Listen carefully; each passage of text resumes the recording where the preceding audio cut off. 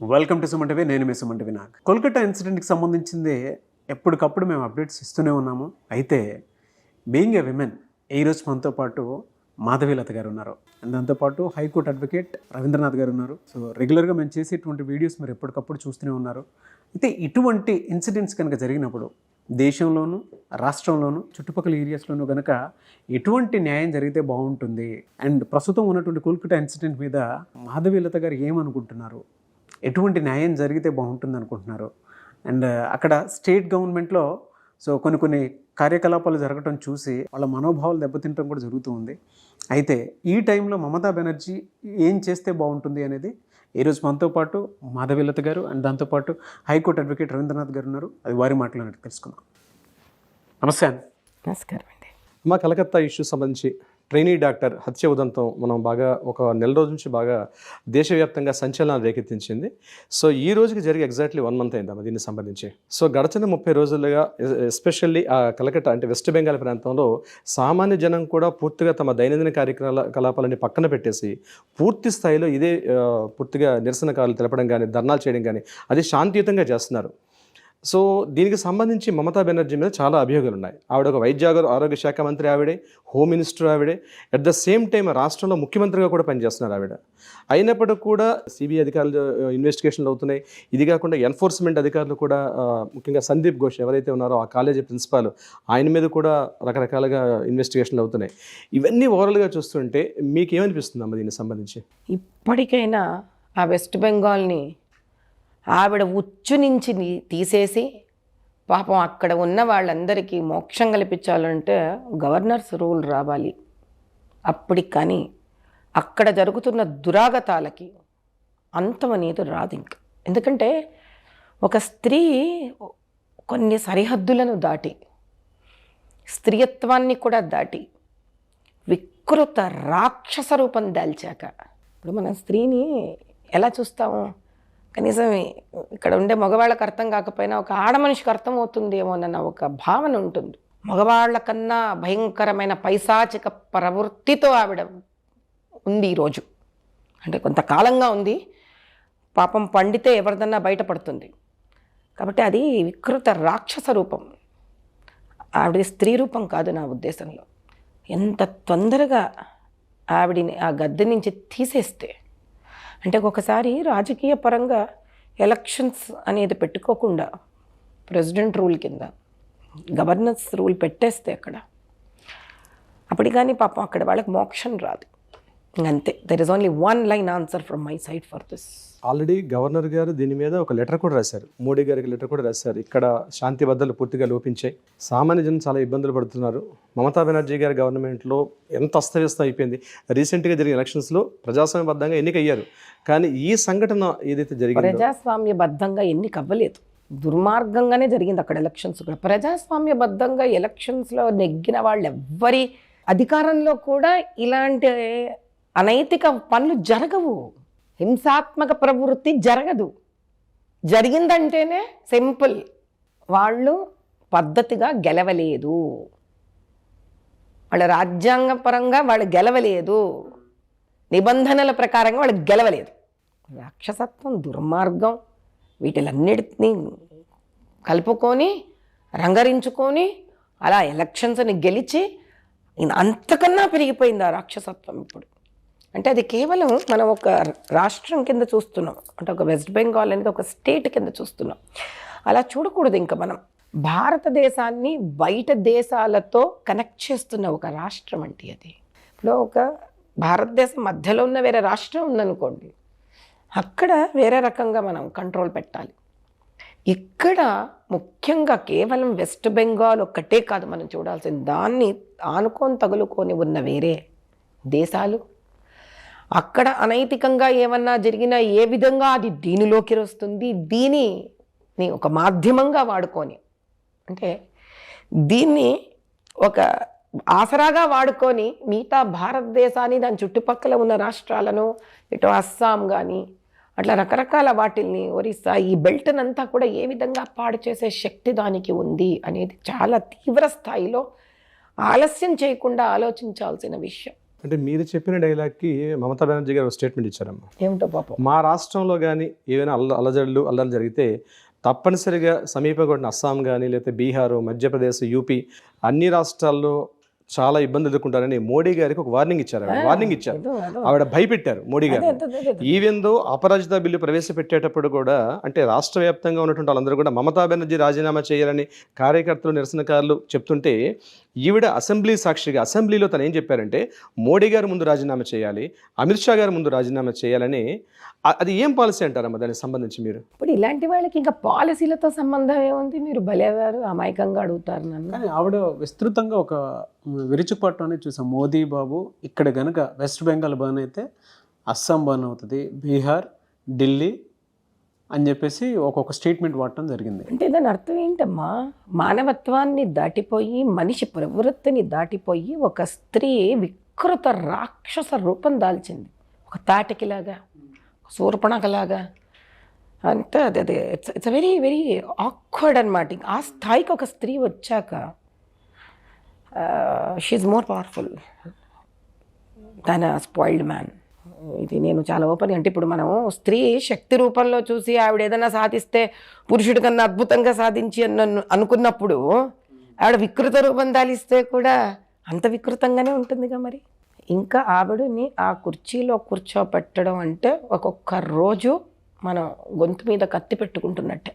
ఈ entire Kolkata incident మీద మీ opinion ఏంటి? అంటే మహిళల పాయింట్ ఆఫ్ చూసినప్పుడైనా సరే నాకు అవకాశం ఇస్తే పోయి ఆవిడ మోదీ గారిని బెదిరించడం కాదు, నేను చేసి చూపిస్తాను ఆవిడ మీద. అలా ఉంది నా కడుపులో దగ్ధం అవుతున్న మంట, బాధ. స్త్రీగా ఏం చెప్పగలను నాయన.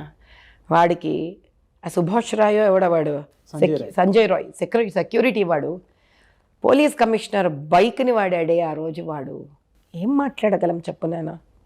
షేక్ మొహమ్మద్ వాడు ఆమె పార్టీలోనే ఉండి ఆడు కంటిన్యూస్గా ఆడపిల్లలను తెచ్చుకొని పార్టీ ఆఫీస్లో అనుభవించి పంపిస్తారంట. ఏం మాట్లాడగలం నాయన. ఇది ఏమన్నా 21st సెంచరీనా ఇది? అసలు అలా వినిపిస్తుందా మనకి?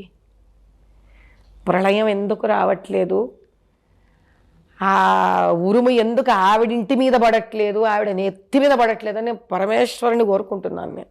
ప్రభుత్వ hospitals, private hospitals, health workers total అందరూ కూడా సిపి రాజీనామా చేయాలని చెప్పి సిపి ఆఫీస్ ముందు, ఎక్కడైతే లాల్ బజార్ ముందు సిపి ఆఫీస్ ముందు కూడా ముక్త కంఠంతో వాళ్ళందరూ ధర్నాలు చేస్తుంటే కూడా తను చలించకుండా మమతా బెనర్జీ ప్రభుత్వం ఎందుకు ఇంత చేస్తుంది? ఏ విషయం? వాళ్ళందరితో కలిసే ఈ అఘాత్యాలు, అన్యాయాలు, అత్యాచారాలు చేస్తున్నప్పుడు వాళ్ళని ఇంకా సంరక్షించుకోవడం, వాళ్ళని ప్రొటెక్ట్ చేయడమే ఆవిడ బేసిక్ క్రైటీరియా కదా. ఇప్పుడు ఒక ప్రశ్న వేస్తాను మిమ్మల్ని. ఒక వ్యక్తి ఒక్కతే ఇంత అన్యాయాలు, అరాచకాలు, అధర్మాలు, డబ్బులు, డ్రగ్స్, ఉమెన్ ట్రాఫికింగ్ ఇవన్నీ ఎక్కడ చేస్తుంది? ఆలోచన ఆవిడది ఉండొచ్చు, ఉద్దేశం ఆవిడది ఉండొచ్చు, ఎవరితో చేయి కలిపి ఉండొచ్చు, కానీ ఆవిడ చట్టంలో ఆవిడ హోమ్ మినిస్టరే. హోమ్ మినిస్టర్ ఆవిడండి, వైద్య ఆరోగ్య శాఖ మంత్రి కూడా ఆవిడే. చూడండి మరి. అంటే ఎక్కడెక్కడ ఆవిడ ఏ పదవుల్లో అనైతికంగా డబ్బులు సంపాదించొచ్చో, అన్యాయం చేసి దుర్మార్గాలు చేయొచ్చు, అవన్నీ ఆవిడ కంట్రోల్లో పెట్టుకుంది ఆవిడ. అంటే దాని అర్థం ఏంటి అని అంటే బేసిక్గా వీళ్ళందరూ ఆవిడ కింద తోలుబొమ్మలు. ఆవిడ చెప్తే చేసేవాళ్ళు. మరి వాళ్ళ మీద చర్యలు ఎందుకు చూసుకుంటుంది మీకు? చెప్పండి మీరు. ఇప్పుడు ఫాస్ట్ ట్రాక్ కోర్ట్స్ అనే విషయం మీద ఆల్రెడీ ఒక చర్చ జరుగుతుంది. దీని మీద సెంట్రల్ గవర్నమెంట్ కూడా అక్కడ ఉన్నటువంటి ఆవిడ కూడా అనురాధ గుప్తా గారు ఆవిడ కూడా రిలీజ్ చేశారు, సెంట్రల్ మినిస్టర్. ఆవిడ ఏమన్నారంటే ఆల్రెడీ ఇవ్వాల్సిన ఫాస్ట్ ట్రాక్ కోర్ట్స్ని ఇవ్వడం జరిగింది, అవి మీరు ముందు తీసుకెళ్తే చాలా వరకు జరుగుతుందని. సో ఈవిడ ఫాస్ట్ ట్రాక్ కోర్ట్స్ని కూడా వాడుకోకుండా మమతా బెనర్జీ గారు రాష్ట్రంలో పూర్తిగా జనజీవనం ఈరోజు చాలా అస్తవ్యస్తంగా ఉందండి, స్తంభించిపోయి ఉందండి పూర్తిగా.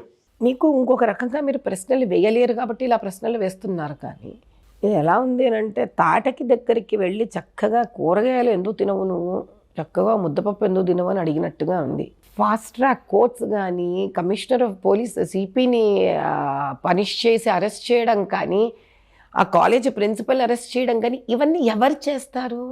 ఎంతో కొంత మానవత్వం, నిజాయితీ మిగిలి ఉన్న వ్యక్తిలో ఏ వ్యక్తి అయితే తానే అటువంటి సామ్రాజ్యాన్ని తయారు చేసిందో ఆ వ్యక్తితో మనం ఆ వ్యక్తిని ఇదెందుకు చేయట్లేదు, అదెందుకు చేయట్లేదు అంటున్నాను. నేను వ్యక్తిని తీసిపారేయండి అని నేను అంటున్నాను. ఇంక అయిపోయింది. ఒంటి నిండా పుచ్చిపోయింది ఆ వ్యక్తి, కుళ్ళిపోయింది ఆ వ్యక్తి. అసలు ఒక స్త్రీలను ఇంత దౌర్జన్యంగా, దుర్మార్గంగా, రాక్షసత్వంగా వాడబడుతుంటే స్త్రీ అక్కడ చంచలం లేకుండా ఉన్న వ్యక్తితో ఇంకా మీరు ఏ భాష మాట్లాడతారండి? నాకు అర్థం కాదు. పైగా నిరసన చేసేటువంటి పర్సన్స్, డాక్టర్స్ని ఆ పార్టీలో ఉన్నటువంటి లవ్లీ మైత్ర అనే ఎమ్మెల్యే ఒక ఓడ్ వాడటం జరిగింది, బుచ్చర్స్ అని చెప్పేసి, అంటే కసాయి వాళ్ళు అని చెప్పేసి. అసలు ఫస్ట్ మీకు మాట చెప్పనా, ఆ పార్టీలో స్త్రీలు ఇంకా ఎమ్మెల్యేలుగా ఉన్నారంటేనే నాకు ఆశ్చర్యంగా ఉందండి. అర్థమైందా మీకు? ఆ పార్టీలో ఆవిడ ఇంకా పార్టీ సభ్యత్వం పెట్టుకొని మాట్లాడుతోంది ఉంటే ఆవిడకి స్త్రీగా గౌరవించాల్సిన స్థానం పోయింది ఆవిడికి. ఒకసారి మరి పోయాక నోటికి ఏదొస్తే అది మాట్లాడతారు కదా. ఇప్పుడు హెల్త్ వర్కర్స్ రోజుకు సుమారుగా 36 గంటల పాటు డ్యూటీ చేస్తున్నారమ్మా. మీరు కూడా ఒక హాస్పిటల్ యాజమాన్యంగా మీరు ఎన్నో సంవత్సరాలుగా చూస్తున్నారు దానికి సంబంధించింది.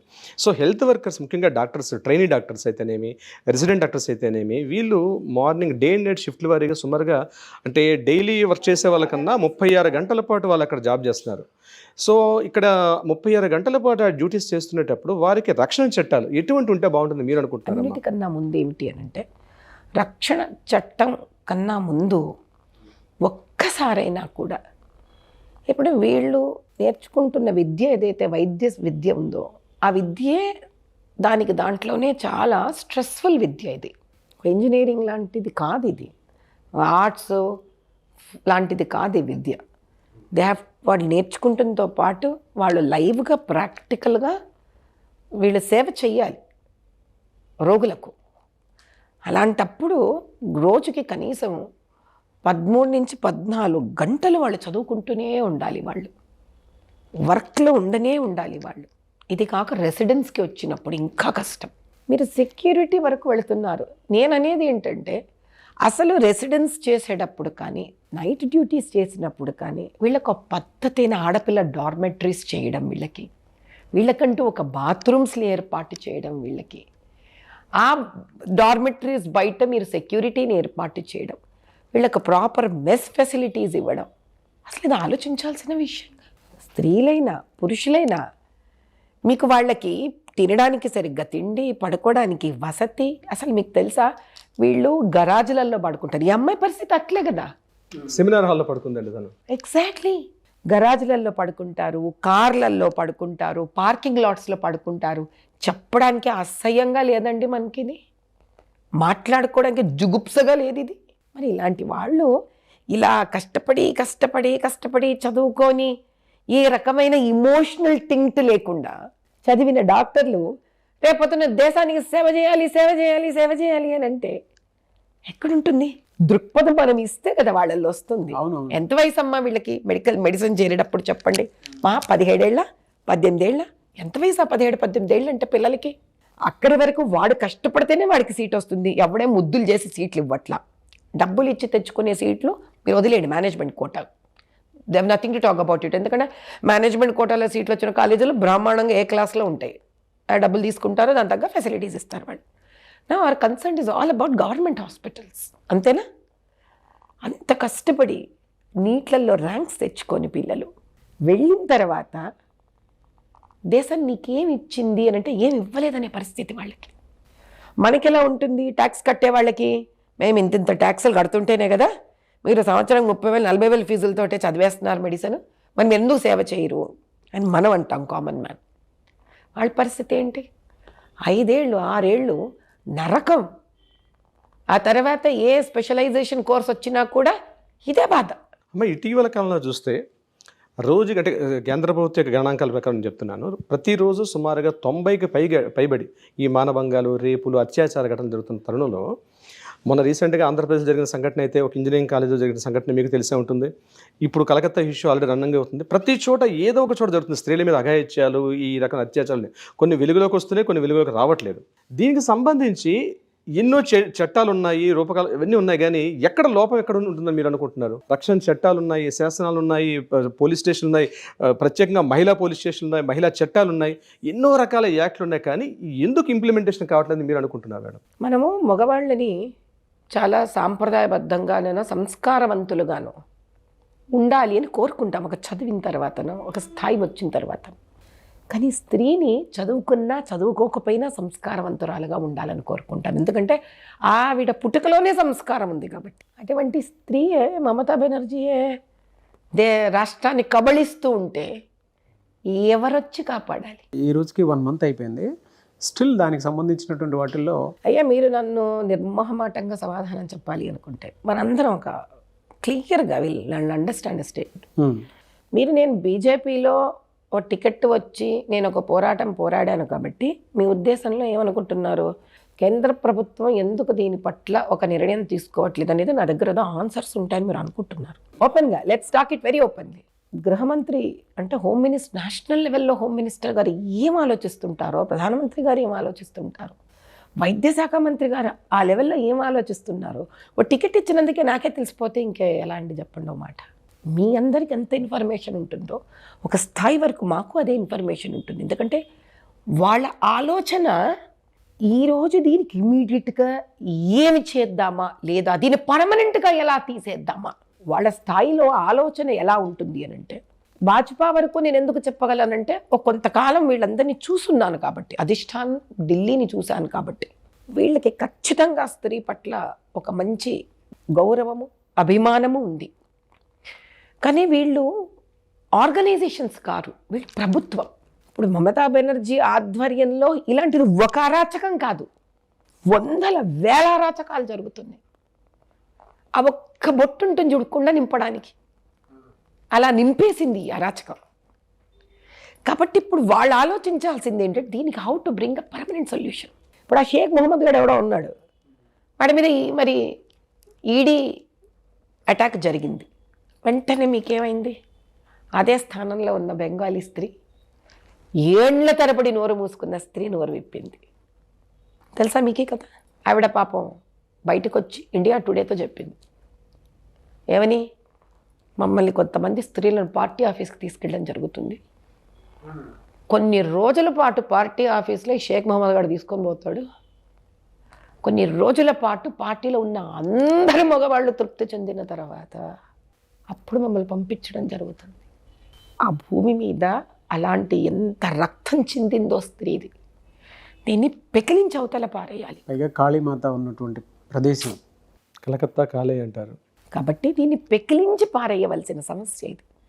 కాబట్టి ఆ పైన అధిష్టానం ఏం తీవ్ర స్థాయిలో ఆలోచిస్తున్నారు. ఒక రకమైన మౌనం కనిపించవచ్చు మనకి, కానీ చాలా డేంజరస్. దాని వెనకాల చాలా, నా ఉద్దేశంలో definitely there is a strong planning that's going. ఇంత లోపల నేను చెప్పగలిగింది ఒకటే, స్త్రీ దేశంలో నలుమూలలలో కూడా, తెలంగాణలో మేము ఒక యాజిటేషన్ తీసాం మలక్పేట దగ్గర నుంచి. అలా నేను కోరుకునేది ఒకటే, దేశమంతా ఇది చల్లారకుండా అన్ని ప్రాంతాల్లో కూడా voice women has to raise అంటాను నేను. ఒక స్త్రీ కోసం ఒక స్త్రీ నిలబడాల్సిందే, ఖచ్చితంగా నిలబడవలసిందే. ఎందుకంటే అందరు మగవాళ్ళు ఒకటయ్యి చేయడం ఈజీ కాదు, ఎక్కడొక్కడ ఒక స్త్రీ సహాయం తీసుకోవాల్సిందే వాళ్ళు. ఆ స్త్రీ ఎందుకు అలా ప్రవర్తిస్తుంది? కాబట్టి స్త్రీలలో ఫస్ట్ జాగ్రత్త అవ్వాలి. ఏ బిడ్డైనా నా బిడ్డ లాంటిదే, ఏ సోదరైనా నా సోదరే, ఏ స్త్రీకైనా నా ఇంటి పరివార సభ్యులకైనంత ఆత్మ మనసుకు తగిలితే బాధ, అప్పుడు భారతదేశంలోని స్త్రీ జాగృతమైందనుకోండి, నేను తట్టుకోవడం ఈజీ కాదు. ఎందుకు, ఆవిడతో పాటు జాగృతమైన పురుషుడు కూడా నిద్రలేస్తాడు. నా ఉద్దేశంలో వెస్ట్ బెంగాల్లో ఉన్న స్త్రీలందరూ కూడా తారతమ్యం లేకుండా, కుల మత విచక్షణాలు లేకుండా, విచక్షణం లేదంటే ఇంకా ఆలోచించకుండా, నా ఉద్దేశం మతం అనేది ఆలోచించకుండా, మొన్న కదా బంగ్లాదేశ్లో జరిగినట్టు, ఏది వాళ్ళు బంగ్లాదేశ్ రోడ్ల మీదకి ఎట్లా వచ్చేసారు, అలా రావాలి.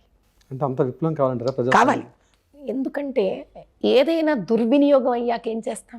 ప్రజాస్వామ్యం పెట్టింది దుర్వినియోగం కాకూడదని. కానీ ప్రతి దానికి లోటుపాటు ఉంటుందిగా. Every system has some loop holes. అది అవుతున్నప్పుడే మనం దాన్ని మూసేస్తే ఇబ్బంది ఉండదు. కానీ ఆ లోపాలను మన స్వలాభాలకు వాడుకున్నాం అనుకోండి, కాంగ్రెస్ అనే వాళ్ళ సహాయ సహకారాలే లేకపోతే ఎక్కడ దారెత్తుంది ఇట్లాంటి పార్టీలు.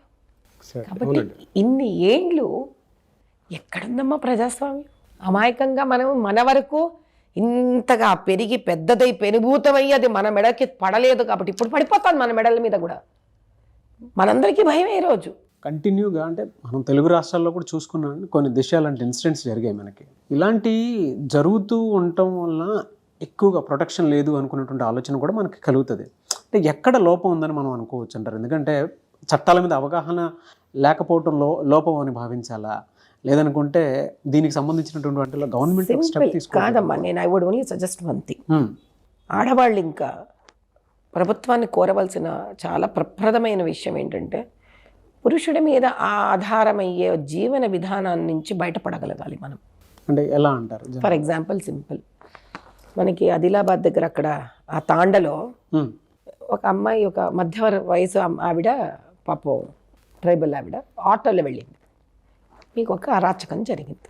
ఇంకా స్త్రీలు గవర్నమెంట్ వాళ్ళకి లోన్లు ఇప్పించి ర్యాపిడో బైక్స్ కానీ ఆటోలు కానీ పురుషుడికి సరి సమానంగా స్త్రీలు ఇట్లాంటి వాటిల్లోకి దిగాలి. స్త్రీని అనకూడదు కానీ రెడ్ లైట్ ఏరియాలలో వాడుకోవడం కాదయ్యా. స్త్రీని ఒక auto driver, car driver, taxi driver, I mean to say bike driver, skilled పర్సన్లా తయారు చేయాలి. ఇలా మనం తయారు చేయగలిగిన నాడు మనం ఒక స్త్రీకి ఒక అవకాశం ఇస్తున్నాం ఇంకొక స్త్రీ మీద ఆధారపడడానికి. పురుషుడి ఆధిక్యత కానీ పురుషుడి మీద ఆధారపడడం అనేది వీలైనంత సన్నగిల్లిన నాడు, తీసేయగలిగిన నాడు, there will be a great change in thought process and there will be great change in the society. Let's make men unemployed more. ముళ్ళును ముళ్ళుతోనే తీయాలి. స్త్రీని let's make her economically powerful, especially in this lower middle class families. అంటే భద్రత కల్పించాల్సిన ప్రభుత్వం first స్త్రీ ఏంటంటే ఈరోజు ఇంటి నుంచి తన ఆఫీస్కో తన కాలేజీకో స్కూల్కి వెళ్ళాలంటే భద్రత ఇవ్వాలి. భద్రత ఇచ్చిన రోజున మీరు అన్నది సాధ్యపడుతుంది. కానీ భద్రత ఇవ్వాల్సినటువంటి ప్రభుత్వ యంత్రాంగాలు ఈరోజు అందరం మేమే ఉంటాం. విమెన్ డ్రైవర్స్ రావాలి, ఫీమేల్ బస్సెస్ రావాలి. బస్సెస్ రావు, గవర్నమెంట్ వాళ్ళ ఆధిక్యత ఉంది. ర్యాపిడో బైక్స్, మాలాంటి ఎన్జిఓ ఆర్గనైజేషన్స్ ముందుకు రావాలి. మగవాడి కన్నా స్త్రీకి ఒక బైక్ వేస్తే టంచన కట్టేస్తుంది పాపం ఇన్స్టాల్మెంట్. ట్రైనింగ్, స్కిల్డ్ ట్రైనింగ్ సెంటర్స్లో కార్ డ్రైవింగ్స్ స్టార్ట్ అవ్వాలి. This has to start. Women organisations గట్టిపడాలి. అంటే ప్రభుత్వంతో కనెక్ట్ అయ్యి ఉన్న సహాయ సహకారాలు, పురుషుడితో కనెక్ట్ అయ్యి ఉన్న సహాయ సహకారాలు కాకుండా ఆడవాళ్ళని సహకరించే ఆర్గనైజేషన్స్ లోపల మళ్ళీ ఫీమేల్ ఆర్గనైజేషన్స్. అంటే ఏంటి, మీకు ఒక కంపెనీ ఉంది, ఒక ప్రైవేట్ కంపెనీ ఉంది, ఆడవాళ్ళందరూ అక్కడ ఒక గ్రూప్ అవ్వాల్సిందే. అంటే నౌ ఆడవాళ్ళు వాళ్ళ చేతుల్లోకి వాళ్ళ సెక్యూరిటీని తీసేసుకోవాలి. అంటే మీకు సంస్థ, ఆ సంస్థ ఇబ్బంది అయితే మీరు సంస్థ ఇన్ఛార్జ్కి చెప్పారు. ఇది కాదు. ఏ ఆర్గనైజేషన్లోనైనా ఇప్పుడు ఆ అమ్మాయి జరిగిన అత్యాచారం జరిగిన హాస్పిటల్ ఉంది. మెయిన్ అజిటేషన్తో పాటు హాస్పిటల్ ఉన్న ఆడవాళ్ళందరూ ఒక గ్రూప్ ఫామ్ అయిపోవాలి. వాళ్ళందరూ కూర్చొని ముందు మాకు ఇక్కడ ఫెసిలిటీస్ లేవు, అజిటేట్ చేయమనండి. స్టూడెంట్సే కదా, ఒక నెల రోజులు స్తంభించిపోతే హాస్పిటల్స్. వాళ్ళ కోసం భారతదేశం మొత్తం స్త్రీలందరూ కూడా అజిటేట్ చేయాలి. కాకపోతే ఒక స్త్రీ బయటపడాలి ఇప్పుడు స్త్రీని సంరక్షించుకోవడానికి. మనం ఎదురు చూడలేం కదా. అవునండి. ఎంతకాలం అని ఎదురు చూస్తాం? ఒక రాష్ట్ర ప్రభుత్వం మనకి సహాయం అందించట్లేదంటే ఎదురు చూడకూడదు, ఇంకా ముందు పడడమే. సమయం లేదు మన దగ్గర ఎక్కువ. సో ఈ సంఘటన జరిగిన తర్వాత మీరు ఇక్కడ మన అందరూ తెలంగాణలో కానీ ఏమైనా కార్యక్రమాలు అంటే మీరు అన్నట్టుగా మహిళా జాగృతికి సంబంధించి ముఖ్యంగా ఈ రోజుకి 1 month అయింది. ఈ రోజు నైట్ ఎక్కడ 9 గంటల నుంచి 10 గంటల వరకు రిక్లైన్ లైట్ అని చెప్పి ఎంటైర్ త్రోట్ కలకత్తాలో హెల్త్ వర్కర్స్ అందరూ కూడా ఈ రోజు నైట్ స్టార్ట్ చేస్తున్నారు. గడిచిన వారం బ్యాక్ కూడా సిపి ఆఫీస్ ముందు కూడా చేశారు. ఎంటైర్ టోటల్ కలకత్తాలో లైట్లు ఆఫ్ చేసి గవర్నర్ రాజ్భవన్తో సహా మిడ్ నైట్ ఆనందబోసు, సివి ఆనందబోసు గారు అయితే పూర్తిగా లైట్లు ఆఫ్ చేసి రాజ్భవన్లో కూడా ఆయన మద్దతు తెలిపారు వాళ్ళకి, నిరసనకాలకి. సో ఒక మహిళ దీనిగా మీరుంటే, స్వాభిమానంగా మీరు ఉన్నటువంటి వ్యక్తిగా ఇక్కడ మీరు తెలంగాణలో ఏమైనా యాక్టివిటీస్ దీనికి సంబంధించి చేస్తున్నారా? అది అయిన వెంటనే ఒక వారం రోజులకంతా మేము ఒక పెద్ద రోడ్డు మీద ర్యాలీ తీసాం. నేను తీశాను. మలక్పేట నుంచి ఇంటీరియర్లోంచి ర్యాలీ చేసుకుంటూ యువతులను అందరినీ చేసుకొని మెయిన్ రోడ్డు మీదకి వచ్చి మేము అక్కడ ఒక చిన్న ధర్నాలాగా చేసి దేశమంతా కూడా మీరు నలుమూలలలో చెయ్యండి, ఇది మీ మద్దతు తెలపండి వాళ్ళకి, మీరు దీన్ని ఒప్పుకోవట్లేదు అని నిరసన వ్యక్తం చెయ్యండి అని ఒకటి చేశాను. పిలుపునిచ్చాను ఖచ్చితంగా. అది కాక ఇప్పుడు నేను కొత్తగా ఇంకోటి ఏ నిర్ణయం తీసుకున్నాను అని అంటే 4-5 బ్యాంక్స్ వాళ్ళతో కూడా మాట్లాడి అసలు ఫస్ట్ ఈ ర్యాపిడో లాంటివి ఆడపిల్లలకి లోన్లు ఇప్పించే ప్రయత్నం ఇప్పుడు పరిష్కారాన్ని కూడా ఆలోచించాలిగా. నేను ఆ ప్రయత్నంలో ఉన్నాను ప్రస్తుతం. నేను ఫస్ట్ ర్యాపిడోలు ముందు ఆడపిల్లలకి ఇప్పించేటట్టు చెయ్యాలి వీటిల్ని. సో దట్ ఆడపిల్లలు ప్రశాంతంగా వాటిల్ని ఆప్ట్ చేసుకొని ఇండ్లకు వెళ్ళగలగాలి, ఉద్యోగస్తులు కానీ ఎవరైనా కూడా కానీ. ఇది ఫస్ట్ ఒక ఆలోచన. ఇప్పుడు మనం నిరసన తెలపడానికి నేను ఇంకో 4-5 ధర్నాలు చేయగలుగుతాను, కానీ ముఖ్యమైన విషయం ఏంటి అని అంటే ఇలాంటి అగత్యాలు మన దగ్గర కూడా జరుగుతూ ఉన్నాయి. దీనికి పరిష్కారం కూడా వెతకాలి. పరిష్కారానికి ఎవరో ఒకరు ఇంటెలెక్చువల్గా కూర్చోవాలి, బ్రెయిన్ స్ట్రామింగ్ చెయ్యాలి, ఒక థింక్ ట్యాంక్ని ఏర్పాటు చేయాలి. దీన్ని ఎలా స్త్రీని మనం సొంతానికి, స్త్రీ అనే ఒక కమ్యూనిటీకి ఆవిడ ధైర్యంగా నిలబడి తనను తాను కాపాడుకోగలదు.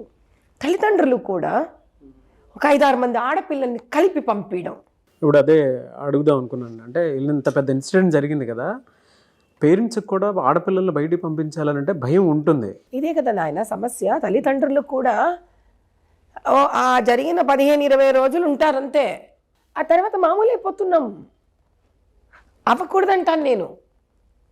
ఓ స్కూల్లో పేరెంట్స్ ఉన్నారు, వాళ్ళందరూ కలవాలి, ఒక గ్రూప్ అవ్వాలి. స్కూల్ వాడికి ఏదన్నా అవసరం ఉండి పేరెంట్స్ను గ్రూప్ చేస్తే గ్రూప్ అవుతున్నారు తప్ప పేరెంట్స్ అందరూ ఒక గ్రూప్ ఎక్కడవుతున్నారు నాన్న?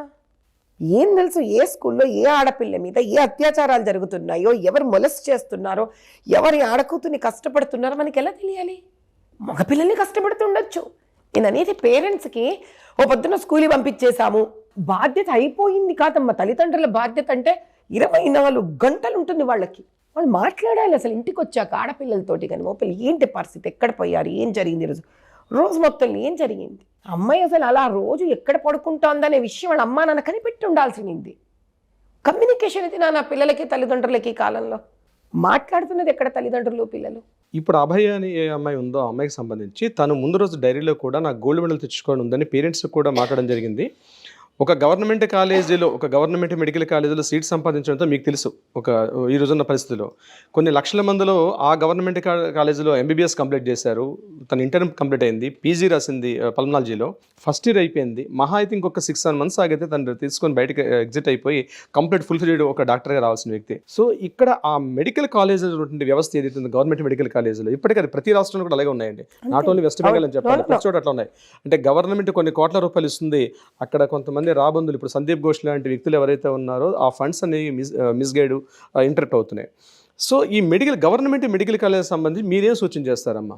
ఫస్ట్ ఇది మీకు ముందు కూడా అదే మాట చెప్పాను నేను. అసలు ఆడవాళ్ళకి వర్క్ చేసేటప్పుడు వాళ్లకు తగ్గ ఒక కొత్త పాలసీ ఏర్పాటు అవ్వాలి.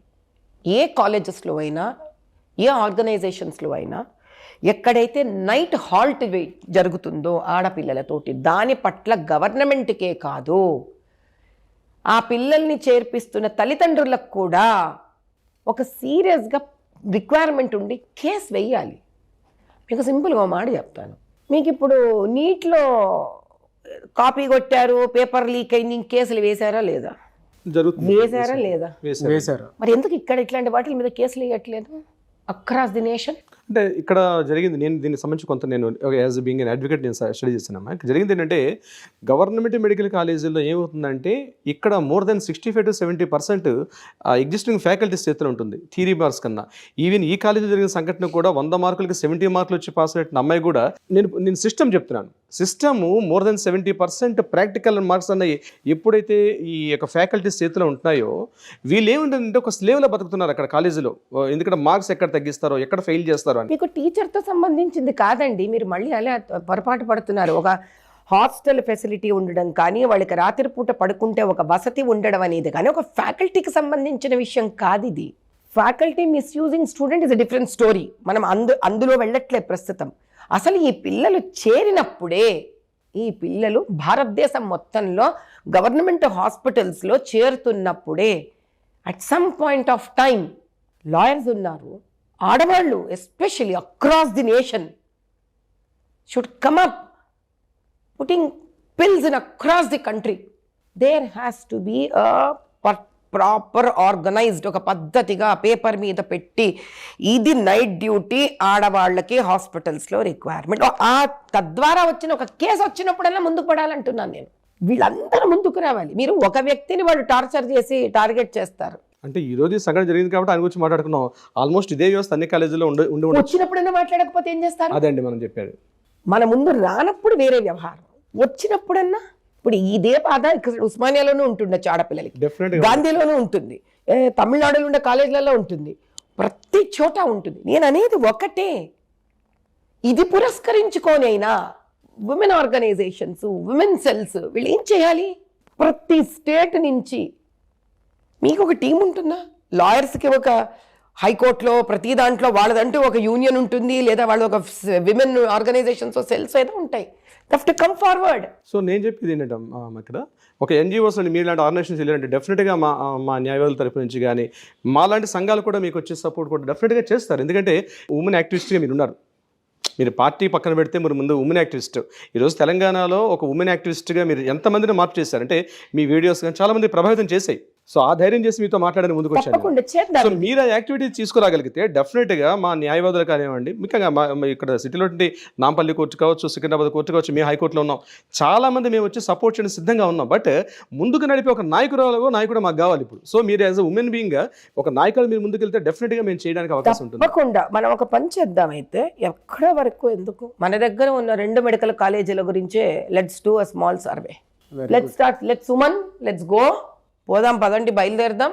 రెసిడెంట్స్ ఎక్కడ పడుకుంటున్నారు, వాళ్ళ పరిస్థితి ఏంటి, డ్యూటీ డాక్టర్ల పరిస్థితి ఏంటి, ఆడపిల్లలకి ఎక్కడ ఉంది వసతి, 5-6 ఏళ్ళు చదువుతున్న మెడికల్ వాళ్ళ పరిస్థితి ఏంటి, మీరు ఒక డేట్ నిర్ణయించండి.